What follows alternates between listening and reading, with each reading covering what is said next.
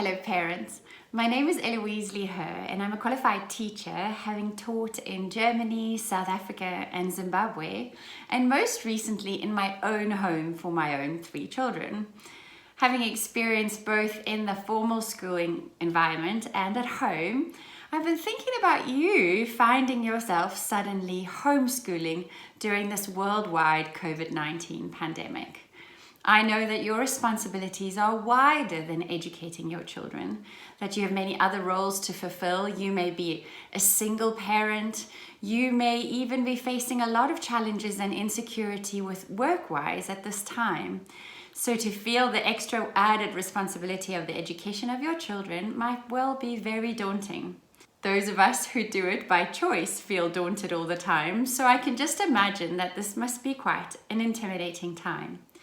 And I thought what I would do is put together a couple of things that I think would really help to change this season for you.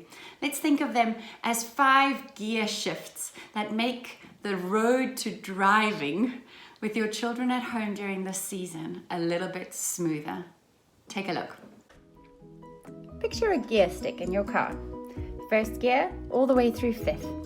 The first gear we want to change is that we want to shift our assumptions of what school success looks like. Secondly, we don't want to bring school home. Third gear, we want to see the value in reading aloud together. Fourth gear, we're going to give your children a sense of control. And 5th gear, we're going to schedule the family day intentionally. Let's look at each one of these gear shifts individually. Let's take a look at the first gear change. Shift your expectation of what success in school looks like. We make many assumptions about what happens at a formal school setting during a day. We assume that time spent is on task and learning most, if not all of the time. This simply cannot be true.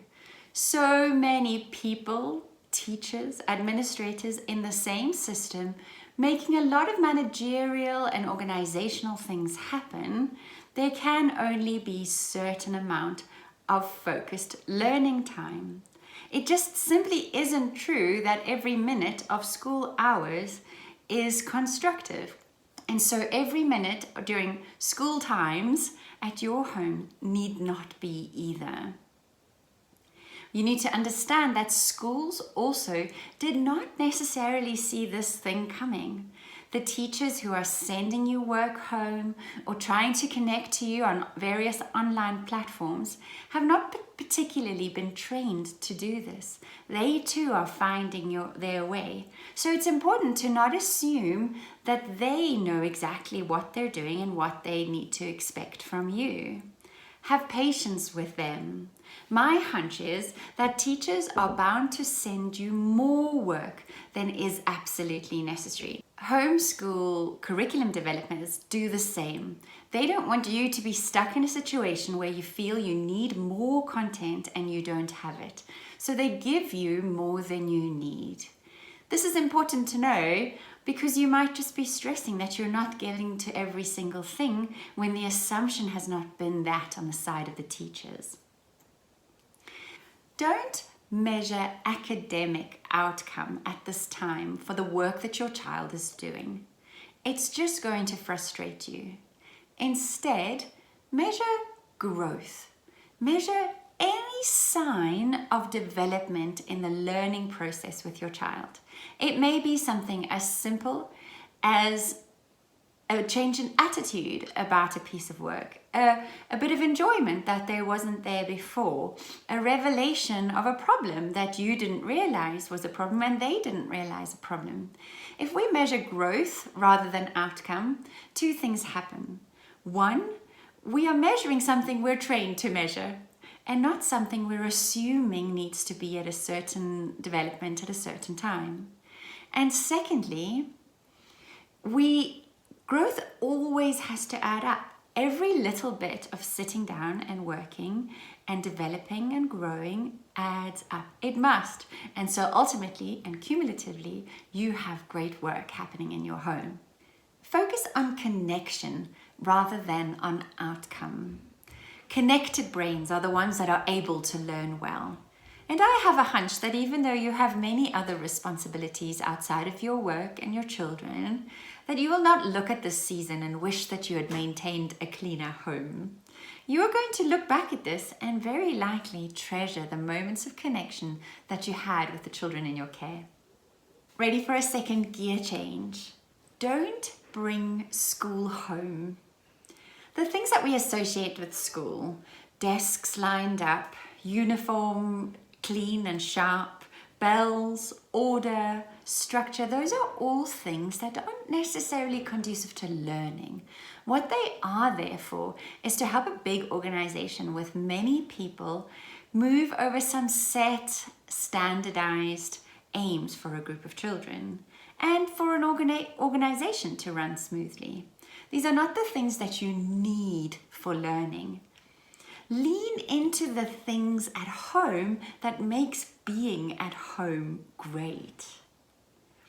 When I'm at home, I don't feel judged. I'm relaxed. I don't feel tested. I know I'm loved. These things can be very conducive to a learning brain. Research shows us that it's the brain that's relaxed and at ease that is able to soak up. Children are natural learners, and when you tap into an environment in which they are, well, at home, they are able to learn. What we have noticed is that 10 minutes at home can often be much more productive than much more time than that in a school environment. Of course, make hot chocolate while you're having maths. Why not? When you're watching movies together, have conversation, ask good questions. There are learning opportunities outside of school hours. Absolutely bake for understanding volume in math. Gear change number 3. See the value in reading aloud to your children. If I could change one thing, just one thing in any schooling system, both home and traditional, anywhere in the world, it would be that a caring adult reads for 20 minutes a day to children. Go ahead and read more than that. My children often fight me on this point, reminding me how important I believe this is. Reading grows minds in the most natural and incredible way, and reading together is an incredible opportunity for growing empathy, developing a love for story and for people, growing vocabulary, and sharing adventures in a time when we're all feeling a bit of cabin fever. I think reading aloud is a gift to parents and educators. It's one thing we don't have to prepare for, one thing we don't have to assess and measure, something where there's contact, including physical contact with our children, and a moment of peace and calm in a small space you're sharing with a lot of people. Audiobooks absolutely count, and if you have the capacity to listen to them while you're doing chores and being together, then that's a shared story as well. Make a pot of tea with a saucer and read some poems together. The shared experience has huge value, both in terms of the connection with our kids and educationally. We're ready for our 4th gear change. Give your children a sense of control in this time.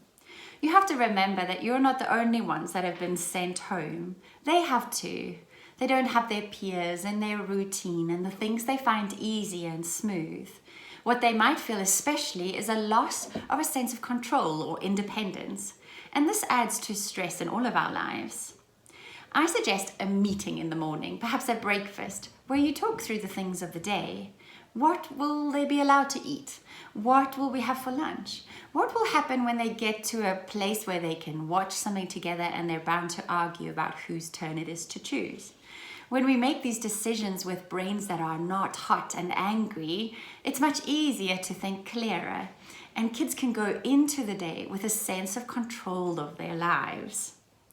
You may be able to, in terms of their work, say, not do you feel like doing maths, but would you like to do maths before English? Would you like a break after you've read and before maths? And just giving them that sense of control is going to add very much to the peace in your home at this time. The 5th gear change is about scheduling the family day intentionally. If you spend a bit of time planning what you need to do, this might take away some heartache and headache during the day. When will you work and when will they do school? I suggest that the work that you really need to have uninterrupted is not scheduled at the time when they are meant to do their schoolwork. The reason I'm saying this is that kids will interrupt you. It's just what they do. And if you schedule your independent work during a time when you won't be interrupted, that's less frustration for you and more productivity too. You may, for example, decide that they can do something during the time, the hour, the 2 hours that you are doing uninterrupted work. They may do something that they're not normally allowed to do. Maybe a toy they don't normally have access to, or a video game, or a piece, or a book, an audiobook that they would like to listen to. You then come back from your uninterrupted time calmer. You're ready to engage with them. The next thing I suggest is that when you do come out of that hour or 2 hours, that you engage with them intentionally.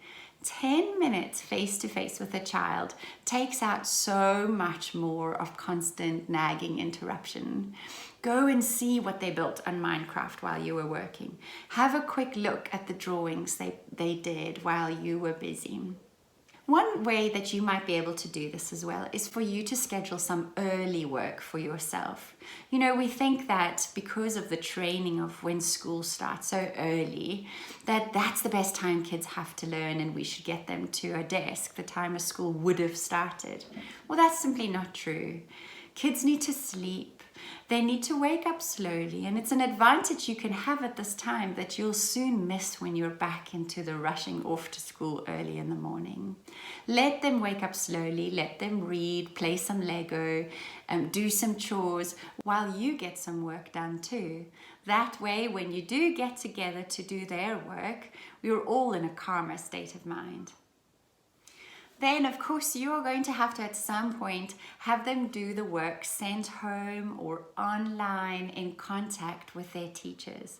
See if you can schedule your time that you are available, although not completely ready to jump to every need. This might be the time where you do some kitchen chores or do some cooking and they're sitting at the kitchen table. That way you're available for interruptions, but you're not jumping to their rescue every time they think they're finding something a little hard. So there we go. We've made 5 huge gear shifts that might make the drive just a little bit smoother. We've shifted our assumptions about what successful school looks like. We've decided not to bring school home and imitate and play school at home. We've seen the value of reading aloud together as a family. We've chosen to give children a sense of control in their own lives. And finally, we've scheduled the family day intentionally. I'm hoping that measuring success differently like this and making these shifts in your home will help you in this time, help the schooling and the learning be more productive and more enjoyable, but also help a measure of peace and working together in your small spaces as we go through this time together. Celebrate the connection that you can't measure. I think true learning isn't so easy to measure as our system seems to suggest. Lean into what makes being at home good. I know you can do this, not because you're a qualified teacher, but because you're the person that loves your child more than anybody else. And if you're prepared to lean into it, you can rest into creating an environment that may just cause huge breakthroughs for your children at this time. Visit EloiseLeho.com for more similar talks, as well as the second part to this discussion about finding yourself suddenly homeschooling. You can also contact me at l@eloiseleho.com. Good luck for this season, enjoy it, and let me know if there's anything else you'd like to have a conversation about.